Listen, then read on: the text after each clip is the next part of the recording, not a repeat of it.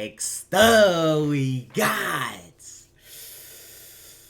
So little NFL trade day, you know what I'm saying, trades and signings. Now we got 2 videos back to back. We're gonna just check out what's going on in the NFL right now, as of right now. You know what I'm saying? So hey, hit the like button, subscribe button. Let's just hop into it. And an additional day 3 pick. Vikings are making another trade. Texans for their number 23 overall pick in the first round, so they still have number 11, but now they also have number 23. A few weeks ago, I made a video stating that a huge Minnesota Vikings trade is coming. In that video, I highlighted 2 possible scenarios. One being that the Minnesota Vikings have to move on from Justin Jefferson. We all know that's not going to happen. The other being the Minnesota Vikings moving on from Kirk Cousins. As free agency went down, we found out what their decision was. But the thing that was really interesting about the Vikings situation is, what do they do at quarterback now? I know you might think that there's an answer there already, but that's clearly not what they're going for. So before we get to the content, make sure you drop like, subscribe, and turn on our notifications to help the channel grow. Now that we get all that out of the way, Sir, subscribe to the microphone. First, you check what an F's in the NFL is probably going to be what if Kirk Cousins didn't go down with a season-ending Achilles tear during this past season, because prior to that, Kirk Cousins was playing at an MVP level. Things were starting to turn around for the Minnesota Vikings in the 2023 season. I mean, they started out the season with a 1-4 record, with the last loss of Kirk Cousins' Minnesota Vikings career coming at the hands of a narrow defeat versus the Kansas City Chiefs, in which he performed pretty well in. Following that, they went on a 3-game winning streak before Kirk Cousins would inevitably tear his Achilles the week before he would face off against his new team, the Atlanta Falcons. And it was a shame, because if Kirk Cousins kept going, there's no question we could have been in for an MVP season from him, especially because he was playing this way even when Justin Jefferson was dealing with an injury. The question quickly turned to, what are the Minnesota Vikings going to do if Kirk Cousins decides to leave? What are they going to do about Justin Jefferson's impending contract negotiation? Because he is not giving the Minnesota Vikings a hometown discount. And eventually we found out what the plan was. The Minnesota Vikings just let Kirk Cousins walk. And to be honest, with the contract that he got from the Atlanta Falcons, one would wonder why they would let him walk to begin with. This year's NFL draft is known to have the most depth at the QB position since the 2021 NFL draft. You know, the draft that featured Trevor Lawrence, the greatest NFL prospect since Andrew Luck, and then Zach Wilson, the next coming of Patrick Mahomes, Trey Lance, the biggest project QB in the NFL draft, Justin Fields, the electric dual threat QB, and then Mac Jones, the safest player in the entire NFL draft. 3 of those 5 players are on different teams now, with Zach Wilson potentially being the next up. That's not stopping the Minnesota Vikings from purchasing a lottery ticket this year. You see, with Kirk Cousins leaving, the Minnesota Vikings have a huge question about what should they do at the QB position. They have all these weapons: TJ Hawkinson, Jordan Addison, Justin Jefferson. Yeah, KJ Osborne recently left, but they needed to figure out the answer at the quarterback position. And if you take a look at all of their moves so far, everything is trending in one particular direction. The Minnesota Vikings signed a division rival halfback in Aaron Jones, who looks very excited to be a Viking, by the way. It says, "Score!" But I ain't gonna lie, it's not fun. It's low key. I can actually imagine Aaron Jones on the Vikings. I ain't gonna lie, he remind me low key of a Vikings running back. You know what I'm saying? You got that. It's like certain people. It's like you could just see him on certain teams. Now, even though he did play for the Packers for a long time, so it's really like I can never see him as a nobody else. At the same time, you know what I'm saying, I still can't see him. I can see him on a Vikings, bro. Also, he just remind me of a Vikings player. Quarterback coach, a man that I'm very high on. Now, one of my favorite eras of Josh McCown's career was towards the end when he was serving as a backup QB for the New York Jets, where he served mentor to a rookie QB that the New York Jets were trying to develop and would eventually ruin. That rookie was none other than Sam Darnold. So, with Josh McCown coming on to the Minnesota Vikings as a quarterbacks coach, the Vikings would bring on Sam Darnold on a 1-year, $10 million contract. Bear in mind, they prefer this over trading for Mac Jones or trading for Justin Fields, which, by the way, I don't think Justin Fields was on the table, considering that the Chicago Bears are a division rival of theirs, but Justin Jefferson wanted Justin Fields. You know, we have to build on, you know, for after Kirk or whatever the case may be. But having Justin Fields brings a little bit more pressure to other teams by having, you know, a dominant quarterback.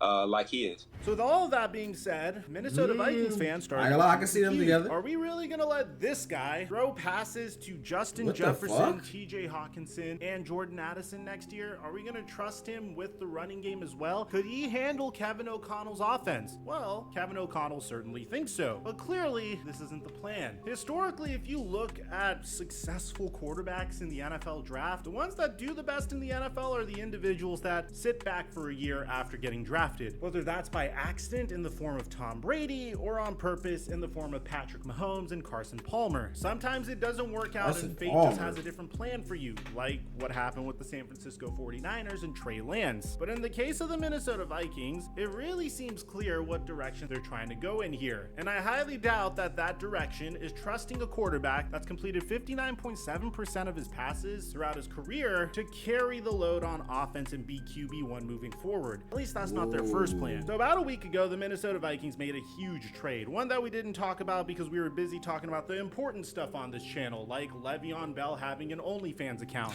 And in this trade, we found out everything we need to know about the Minnesota Vikings plans. It was a trade that was eerily reminiscent of how the Philadelphia Eagles finessed the New Orleans Saints 2 years ago, where they essentially traded their first round pick in a weaker draft and then got the New Orleans Saints 2023 first round pick, which they used to draft Jalen Carter. Howie Roseman's a wizard, bro. Oh my god. But in this case, the Minnesota Vikings didn't really need to give up as much. The Vikings acquired the 23rd overall pick in the first round and the number 232 selection in the 7th round. In return, the Texans got the 42nd overall pick in the 2nd round, a 2nd round pick in 2025, and a 6th round pick. There's a pretty nice chance that that Minnesota Vikings 2nd round pick in 2025 could be very valuable. But we don't know what the quarterback class in 2025 is going to look like. And the Minnesota Vikings need a quarterback now before they have to pay Justin Jefferson a huge sum of money. So now the Minnesota Vikings have number 11 and number 23. And I'm sure you guys know where I'm going with here. This year's NFL draft not only has a plethora of quarterback talent in the form of Caleb Williams, the next coming of Patrick Mahomes. Seriously, we have a video called The Next Coming of Patrick Mahomes, if you want to figure out why he's the potential number 1 overall pick. But then you have the Washington Commanders at number 2, presumably taking Jayden Daniels or Drake Maye. Let us know if you want us to make a video on those two individuals. The New England Patriots traded Mac Jones, so it's clear that they're going to stand pat at the number 3 pick and select a quarterback. So I'm assuming either Drake Maye or Jayden Daniels, whoever falls to them. And then you have the number 4 pick in the NFL draft, the Arizona Cardinals, who really are in a great situation because they could use a wide receiver, but they don't necessarily need to take the best wide receiver available. If I'm the Arizona Cardinals, I'm trying to leverage this number 4 pick into getting as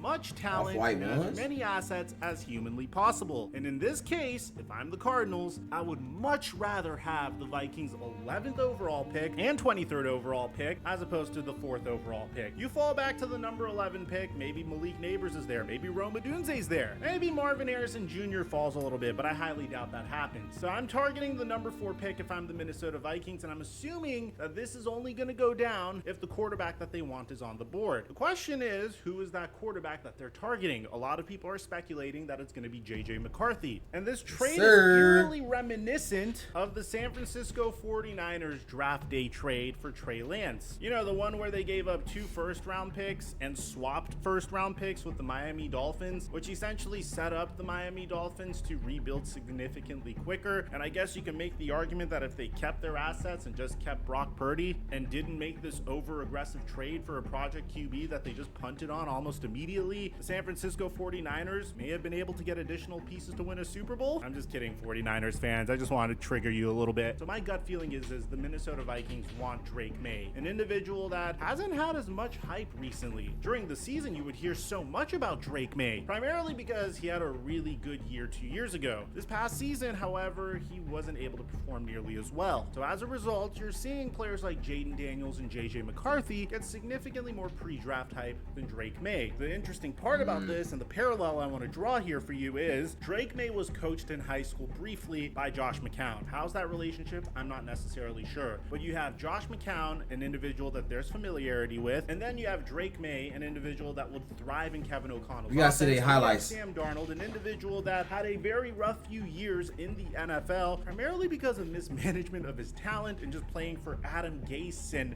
Matt Rule regimes, and then goes to the San Francisco 49ers, who literally made it into the Super Bowl. So you have two great mentors there. You have an offense that's very friendly to accurate QBs. So at the end of the day, the Minnesota Vikings are about to make another huge trade. The individual that they're targeting is either Drake May or JJ McCarthy, in my opinion. And to be honest, at a specific point, you're taking a quarterback in the first round of the NFL draft. It's a gigantic lottery and a gigantic crapshoot, but a lot of it has to do with what QBs are going to be placed in the best situations to succeed. And in my opinion, for the very first time in a long time, 3 of the 4 quarterback needy teams are in a remarkable situation for potential quarterbacks to take the reins. The Chicago Bears have Keenan Allen, DJ Moore, and just paid DeAndre Swift a ton of money. They have the number 1 overall pick and the number 9 overall pick. In terms of salary cap, they're doing astounding. Their defense is on the up and up, and they have a defensive-minded head coach, and their general manager is making very intelligent decisions, even the tough ones that piss off Chicago Bears fans.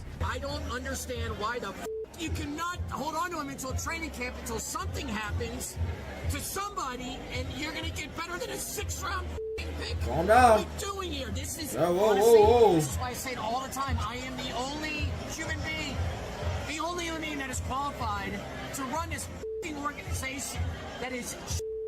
The Washington Commanders have been making sneaky additions like signing Austin Eckler, signing Tyler Biadasz, signing Dorrance Armstrong, really trying to install the Dan Quinn defense that he had in Dallas and Washington. So any quarterback that goes there is going to be in good shape, especially with Adam Peters as your general manager. The only situation I'd want to avoid if I am a quarterback is potentially the New England Patriots. There's virtually no weapons on that offense. And I don't mean this in an offensive way, but if you play for the Minnesota Vikings, you also have the opportunity to throw to TJ Hawkinson, Justin Jefferson, Jordan Addison, and then you have Aaron Jones. They've made some moves to retool their defense as well. So while in 2021, I felt like quarterbacks were going to a lot of bad situations like the Jacksonville Jaguars and Urban Meyer, or the New York Jets before they drafted Garrett Wilson and Sauce Gardner, or the Chicago Bears who were depleted of assets back then. The San Francisco 49ers were a pretty sweet situation to go into, or the New England Patriots, which I thought was a good situation to go into to be coached by Bill Belichick. This year has a lot of great talent that could potentially be placed in great situations to succeed. At the end of the day, do I think that the quarterback for sure is going to be Drake May? I'm not necessarily sure, because the Washington Commanders also hired Cliff Kingsbury that has a relationship with Caleb Williams going back to his season at USC this past year. And at the same time, Caleb Williams is from Washington, but it doesn't look like he's going to go to Washington. So let me know in the comment section down below if you're a Vikings fan. Which quarterback prospect do you think will thrive? Oh, let me know in the comments, y'all. Let me know.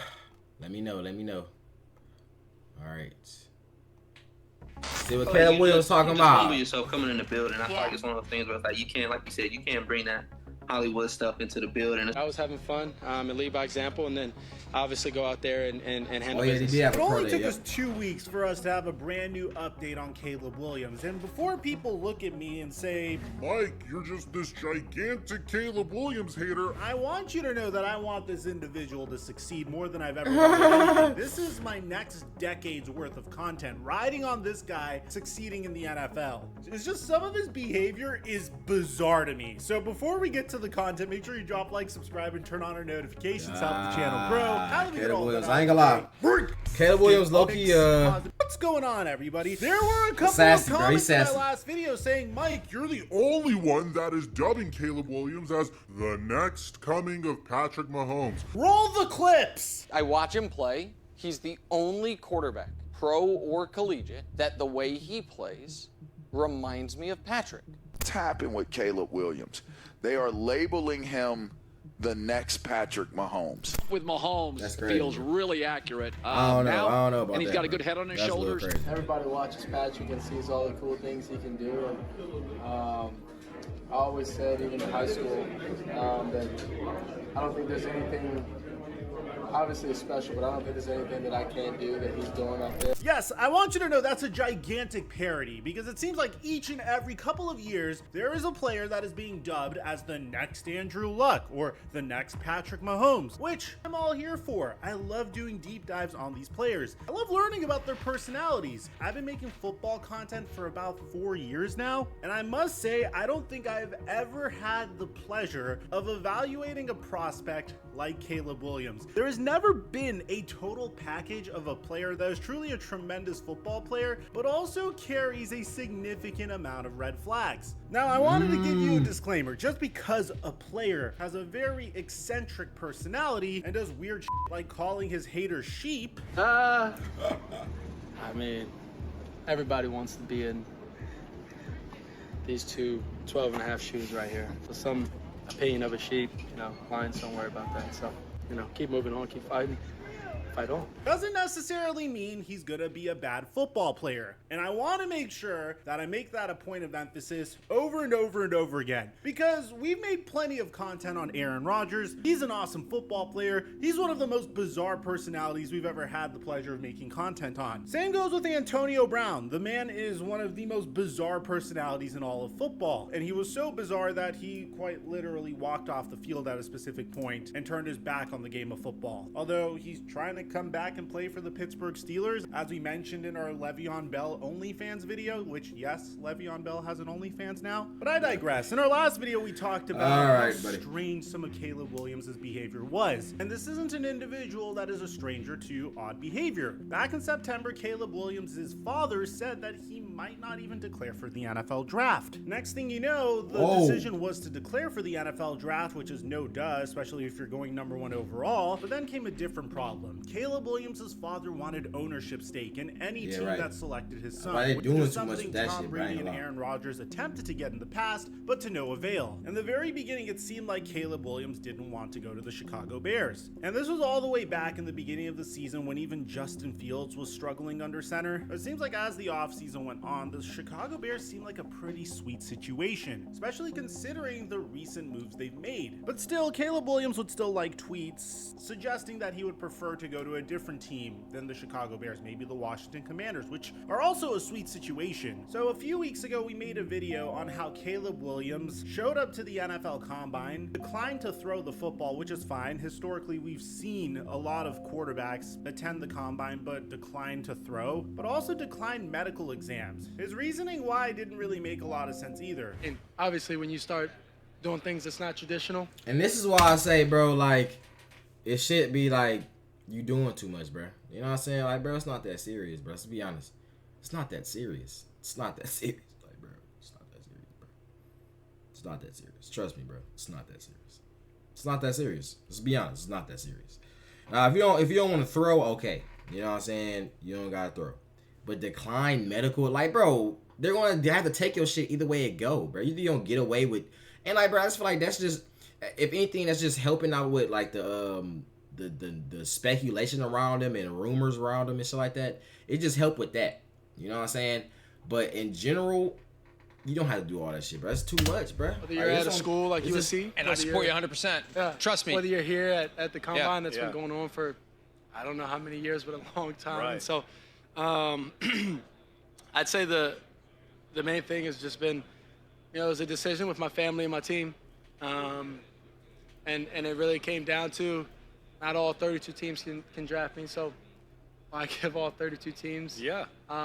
My personal medical things, there's nothing there. Played all 30. It's something we don't know about, bro. I don't even remember you being banged up right to the slightest. I've never came off the field unless my helmet came off and the ref took me off. Right. And so, my thing has just been, give it to the teams that are going to pursue me. So on my visits, I'll be doing medicals, but just decided not to do it here. In a sense, I have an idea of where I'm going to go, not the place, but the general area of the draft. We know the spot. You're going in the top 2 picks. You're going #1, bro. Just to let you know, you're going 1. And then the media had their opportunity to tear Caleb Williams to shreds. My personal favorite being this question. Good morning, everybody. Eventually, they asked him what his thoughts were on the Chicago Bears. The Bears was an 8-9 team last year, I believe, and 7-10. Sorry, and that's pretty good for a team that has the first pick. And they got a good defense. They got good players on offense, and it's pretty exciting. If you could go into a situation like that. Where he wants to go the most. Where do you want to be? Whoever picks first. It's been a dream of mine to go first, and so whoever picks first, can't wait.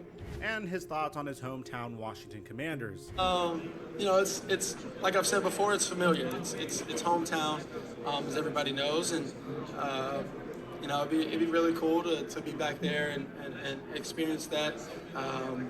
The meeting went really well, and you know, being around those, you know, everybody was in the room, so being around everybody, you know, just getting the taste of, you know, how they are, who they are, because like you said, everything's new there. People try criticizing him for the fact that he paints his fingernails and cried after the loss to Washington last year. Yeah, we've seen it. Or, you know, criticism when you showed your emotion with your parents. Yeah. What would you say to the people that were taking shots at that and how that made you feel? That see, I don't care about this. Yeah, there's man. not many people in the world that get to experience what I experience every game day, every practice. Nah, I feel like that if you crying with your parents because y'all won, like, you know what I'm saying, that's nothing, bro.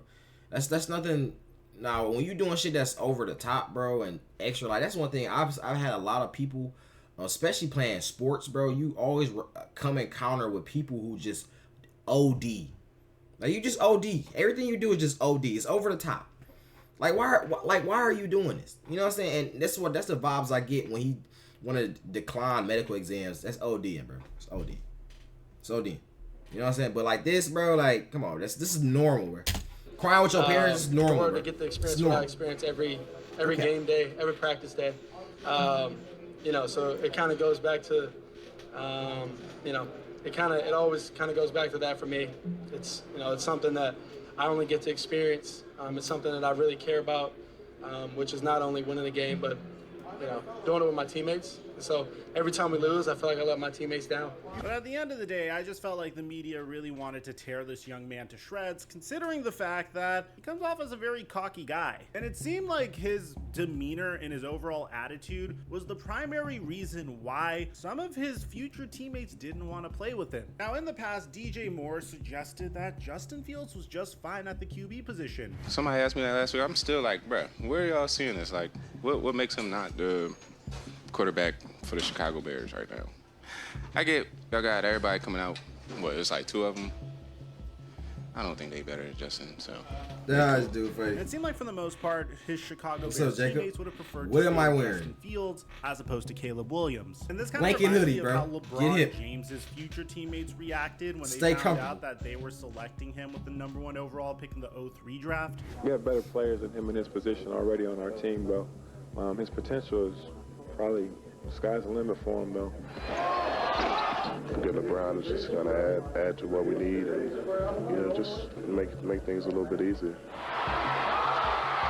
And he will come in and make an immediate impact like a Caron Butler, no different for the Miami Heat. I don't think you can really just bring a high school player in and really just think your team gonna really turn around like that. This nigga got a mustache. What the fuck? Does he have a mustache only on the corners of his mouth and not? What the fuck? Yo, I ain't gonna lie, bro. Niggas back in the day, y'all got some shit going on, bro. That's a new style right there, bro. If he comes, W or L style. You know what I'm saying? He can just hop on our bandwagon. And hopefully we can do something big. And for the most part, it seems like his current teammates, which are very significant members of the Chicago Bears, kind of feel the same way about Caleb Williams. Now, you might be thinking, Mike, What makes you think that he's definitely going to get drafted by the Chicago Bears? well, I'm going based upon, according to Caleb Williams, who is already making it sound like he's a Chicago Bear. I've known Keenan for a little bit now, hung out. He was at the Chargers at the time. Now he's at the Bears for, like it says here, for a 4th-round pick, which is crazy.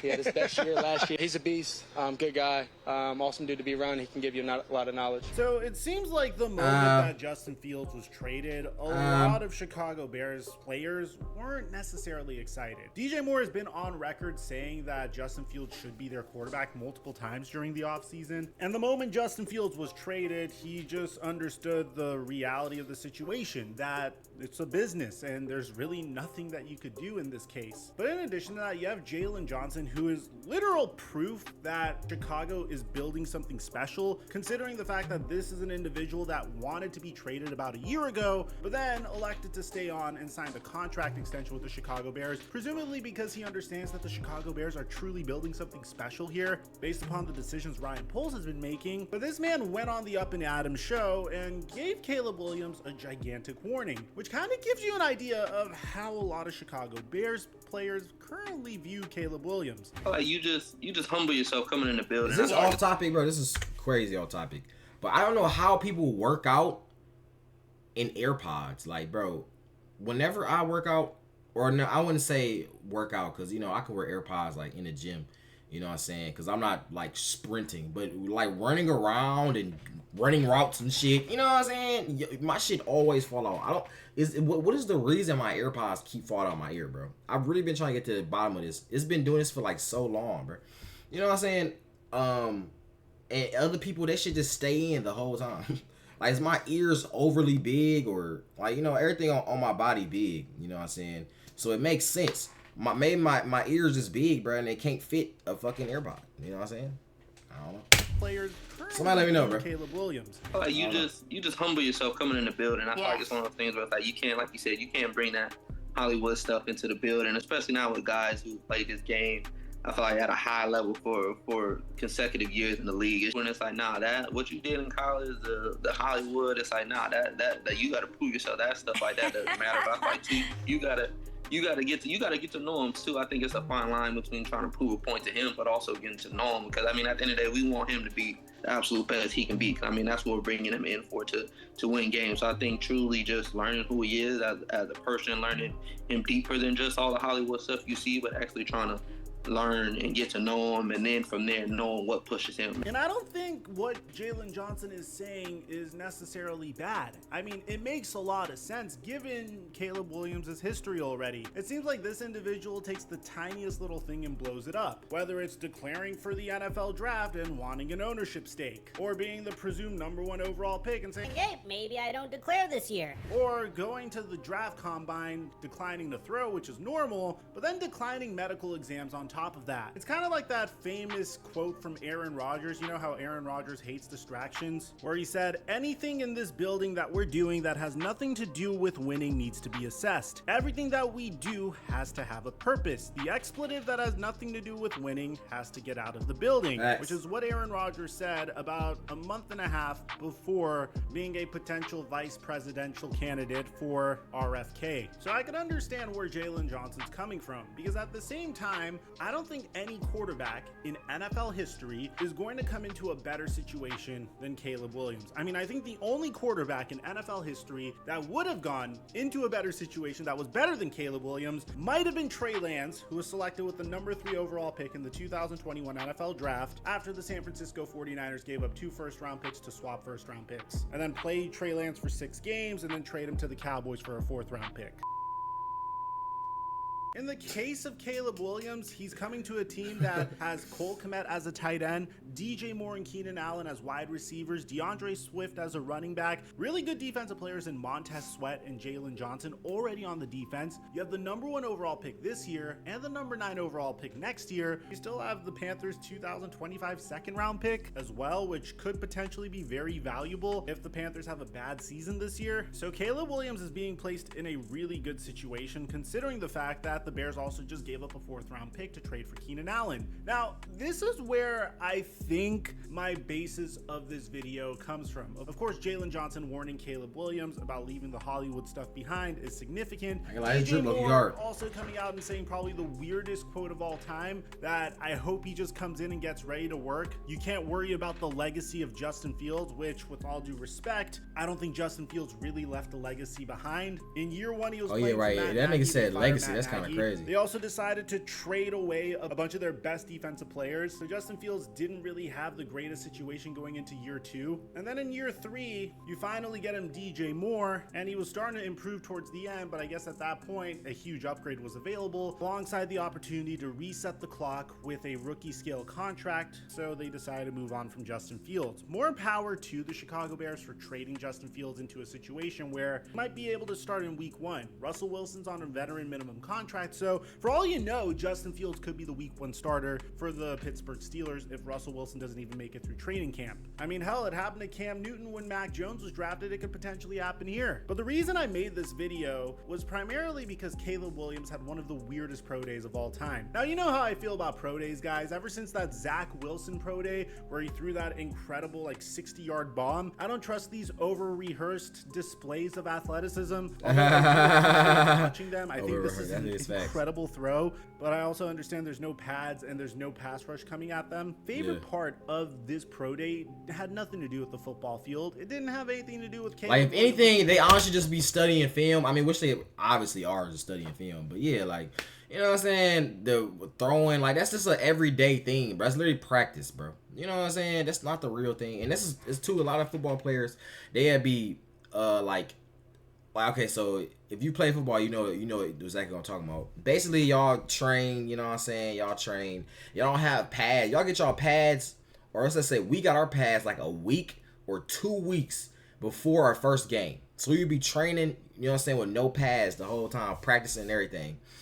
And, you know, when people have no pads on, they look fast. Everybody look fast. Everybody looks sweet. You know what I'm saying? It's not, we don't have pads. That's why when the pads come, that's what would be the best thing. You do the Oklahoma drill. You know what I'm saying? We ready to hit now. We trying to see who really about that. Everybody was talking all that with no pads on. You know what I'm saying? So it's the same shit, bro. It ain't got no pad, nothing going on, bro. It had nothing to do with the football field. It didn't have anything to do with Caleb Williams assuming that he was going to be selected by the Chicago Bears and that the Bears wouldn't trade the pick to the Washington Commanders. But my favorite part of this was just how weird Caleb Williams is as an individual. If you didn't think declining She say weird. or demanding a portion of the team before even playing a snap of NFL football was weird, how about pretending like you don't see your future wide receiver who is coming off of the best season of his career, literally chose the Bears over the Chargers for you? Because that's what Caleb Williams did. Take a look at this. Caleb Williams is walking into his pro day and he's looking, he's like, oh, I see Keenan Allen. Let me turn my head the exact opposite direction and pretend I'm talking to someone else. Keenan Allen is sitting there like eyeing him down like, hello, I'm here. Finally, Caleb Williams turns around like, I must have missed you, bro. What's good, Keenan? What up? I hate when people do that too. It's like, why are you doing this? It's just such a bizarre interaction. I mean, this is a guy that is literally going to elevate your career potentially, and you're pretending like you don't see him. At the end of the day, I think that is terrifying. Everybody just looking at this nigga. Literally going to elevate your career potentially, and you're pretending like you don't see him. At the end of the day, I think literally going to elevate your career potentially, and you're pretending like you don't see him. Funny. At the end of the day, I think Caleb Williams is in a really good situation here to potentially be the face of the Chicago Bears. Williams is in a career. See, I feel like you turn your head, like, bro, if you gonna turn away, bro, right? You know what I'm saying? You know, you walking past somebody you want to see, like, especially like cute girl. You know what I'm saying? Like, say you're a cute girl, y'all walking down, y'all in the same hallway. It's a long hallway, and you can see her on the other side of the hallway. You know what I'm saying? You're not gonna just stare at her literally the whole time while you walking towards her. No. You know what I'm saying? You're gonna walk. You know what I'm saying? Look around like how he did. Look around. You know what I'm saying? And then when you know you get close to her, because you can know. When you know you get close to her, then you look at her. You know what I'm saying? See if she's looking at you. Now if she's looking at you, you know what to do. You know what I'm saying? But anyways, though, that's what you do, like, bro. You know damn well, bro. Career potentially, and you're pretending like you don't see him. At the end of the day, when you know you walking past them, bro, look at them to see if they looking at you, bro. Come on, man. You don't see him. At the end of the day, I think Caleb Williams is in a really good situation here to potentially be the face of the Chicago Bears and possibly even the best quarterback in Bears history. His mannerisms and behavior are absolutely hysterical. Kind of reminds me of Aaron Rodgers in a sense, but obviously not late 40s Aaron Rodgers, more like Aaron Rodgers coming out of college. And I can't wait to see how this kid's career pans out. I hope he succeeds because I'll have content for a very long time based upon how this guy conducts himself. I think he's personally a hysterical human being, and I wonder if these micro problems that he's carried with the existing members of the Chicago Bears will carry on into the regular season. Let me know what you guys think about Caleb Williams in the comment section down. Hey man, if you watching this far, I love you. All right, to see who watching this far, we're gonna play a game. The game is the comment word. The word of the day is Caleb Williams. Comment Caleb Williams, so I know who watching. All right, I love y'all.